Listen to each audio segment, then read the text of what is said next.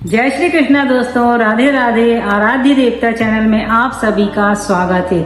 आज मैं आप सभी को संतान सप्तमी व्रत कथा सुनाने जा रही हूँ। तो चलिए हम शुरू करते हैं। संतान सप्तमी व्रत कथा। संतान सप्तमी भादो महीने की शुक्ल पक्ष की सप्तमी को किया जाता है। यह व्रत संतान की प्राप्ति और उनकी कुशलता और उन्नति के लिए किया जाता है।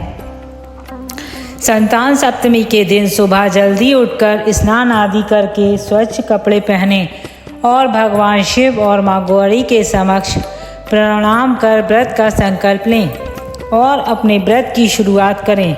निराहार रहते हुए शुद्धता के साथ पूजन का प्रसाद तैयार कर लें। इसके लिए गुड़ के 7 पुए या फिर 7 मीठी पूड़ी तैयार कर लें।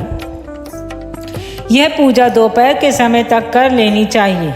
पूजा के लिए धरती पर चौक बनाकर उस पर चौकी रखें और उस पर शंकर पार्वती की मूर्ति स्थापित करें। अब कलश स्थापित करें, उसमें आम के पत्ते 7 नारियल रखें, दीपक जलाएं और आरती की थाली तैयार करें जिसमें हल्दी, कुमकुम, चावल, कपूर, फूल, कलावा आदि अन्य सामग्रियां रखें।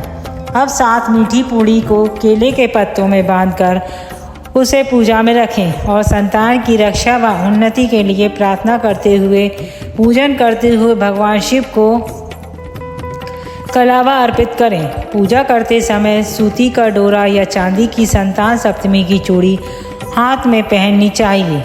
यह व्रत माता पिता दोनों भी संतान की कामना के लिए कर सकते हैं। पूजन के बाद धूप दीप नैवेद्य अर्पित कर संतान सप्तमी की कथा पढ़ें या सुने। बाद में कथा की पुस्तक की पूजन करें।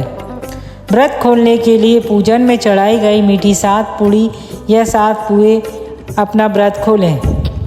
पौराणिक कथा के अनुसार प्राचीन काल में नहुषु अयोध्यापुरी का राजा था। उसकी पत्नी का नाम चंद्रमुखी था। उसके राज्य में विष्णुदत्त नामक एक ब्राह्मण रहता था जिसकी पत्नी का नाम रूपमती था। रानी और चंद्रमुखी और रूपमती में परस्पर घनिष्ठ प्रेम था। एक दिन वे सरयू नदी में स्नान करने गईं, जहां अन्य स्त्रियां भी स्नान कर रही थीं।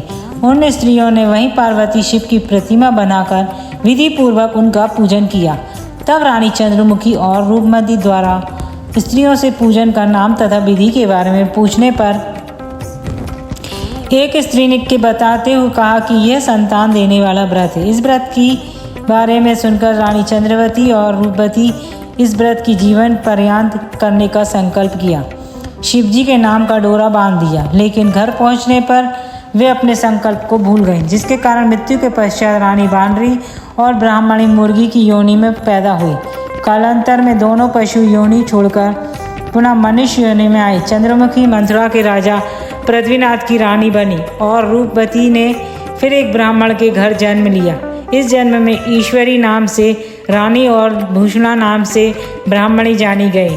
राज पुरोहित अग्निमुखी के साथ भूषणा का विवाह हुआ। उन दोनों में इस जन्म में भी बड़ा प्रेम हो गया।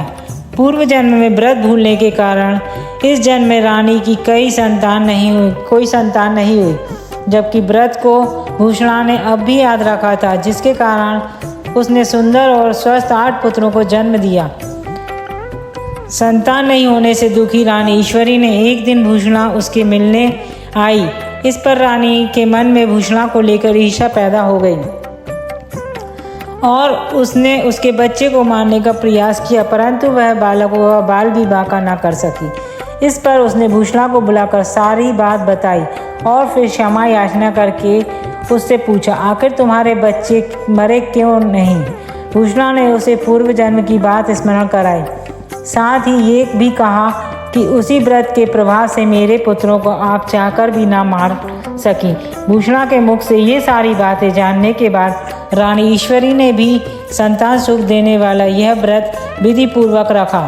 तब व्रत के प्रभाव से रानी गर्भवती हुई और एक सुंदर बालक को जन्म दिया। उसी समय से यह व्रत पुत्र प्राप्ति के साथ ही संतान की रक्षा के लिए प्रचलित है। यदि दोस्तों आपको ये वीडियो अच्छी लगी है और आप आगे भी ऐसी ही वीडियो देखना चाहते हैं तो आप मेरे चैनल को सब्सक्राइब कीजिए और वीडियो को लाइक कीजिए। धन्यवाद।